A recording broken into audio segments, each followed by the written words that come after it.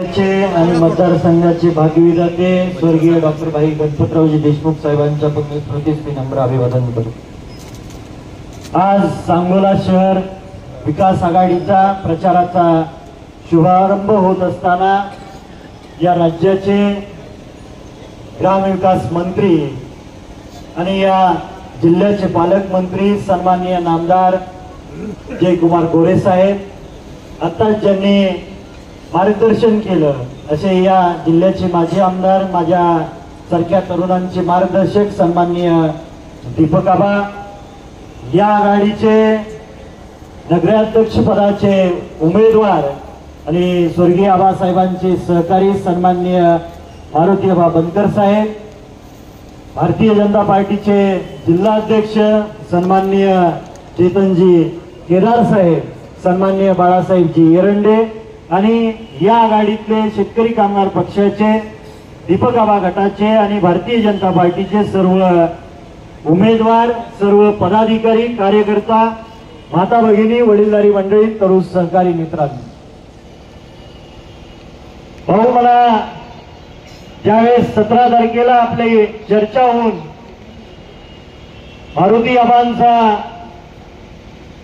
Form भरला गेला आणि त्याच्यानंतर काही विघ्न संतोषी विचाराच्या लोकांनी या शहरामध्ये शांततेचं वातावरण बिघडवण्याचं काम केलं। काल दुपारी न्यूज बघत असताना बातम्यामध्ये कोल्हापूर जिल्हा या 3 ठिकाणी भारतीय जनता पार्टीची आणि काँग्रेसची आघाडी झाली अशी बातम्यामधून न्यूज आली। कोकणामध्ये उद्धव ठाकरे साहेबांचा गट आणि शिंदे साहेबांचा गट एकत्र येऊन काही नगरपालिकेमध्ये काम करतायत।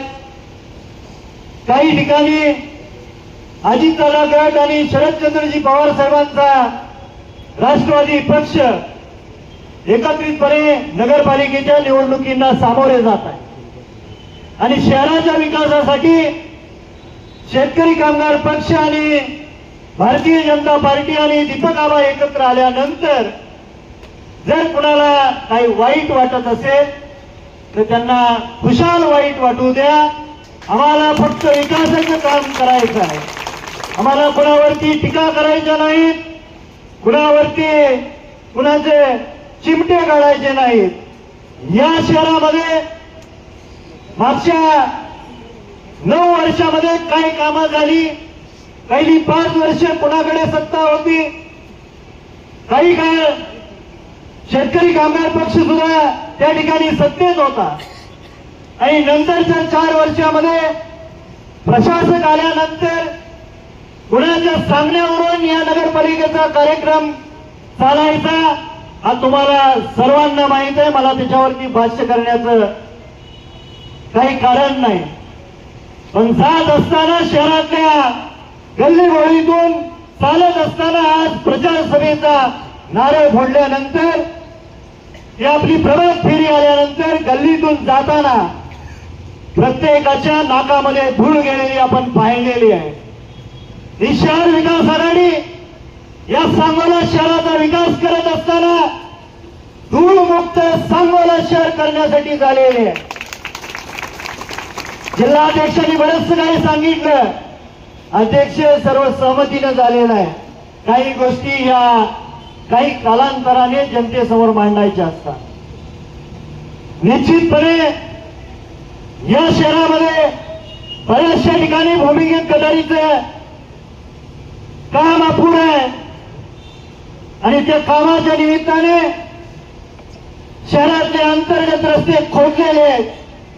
अंतर्गत रस्ते चांगल्या पद्धतीने करून घेण्यासाठी, धूळमुक्त शहर करण्यासाठी, उरलेलं भूमिगत गटारीचं काम करण्यासाठी या शहरातल्या गोरगरीब, दीनदलित, कष्टकरी वर्गातल्या मुलामुलींना चांगलं शिक्षण मिळावं आणि स्पर्धा परीक्षेच्या तयारीसाठी अभ्यासिकेचं एक स्वतंत्र इमारत उभारण्यासाठी निश्चितपणे आपण पुढच्या काळामध्ये काम करणार आहोत.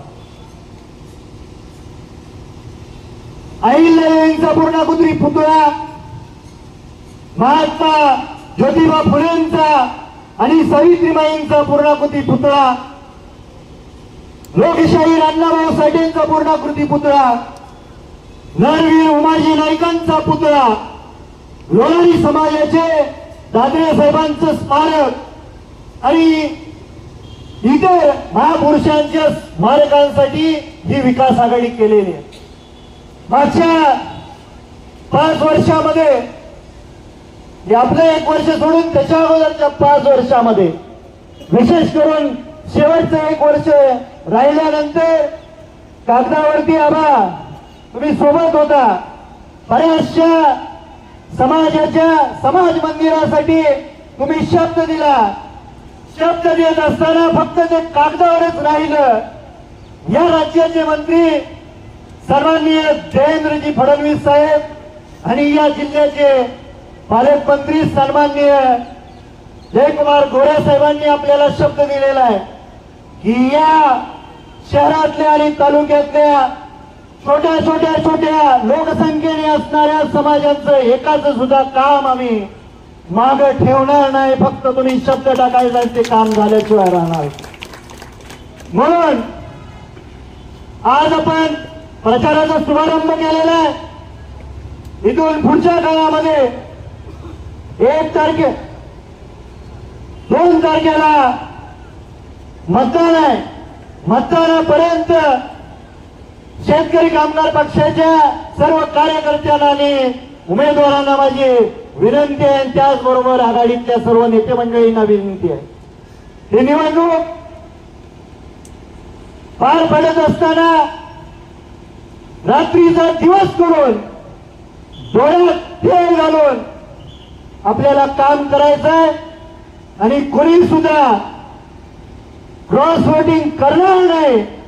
ही अंबिका मातेच्या समोर आपल्याला सर्वांना शपथ घ्यायची आहे. पॅनल टू पॅनल काम झालं पाहिजे आणि 23च्या 23 आणि भारतीय नगराध्यक्ष म्हणून विराजमान झाले पाहिजेत. याच्यासाठी आपण सर्वजण काम करूया. माझ्यानंतर या जिल्ह्याचे पालकमंत्री, आमच्यासारख्या तरुणांचे मार्गदर्शक सन्माननीय नामदार जयकुमारजी गोरे साहेब आपल्याला संबोधित करतील.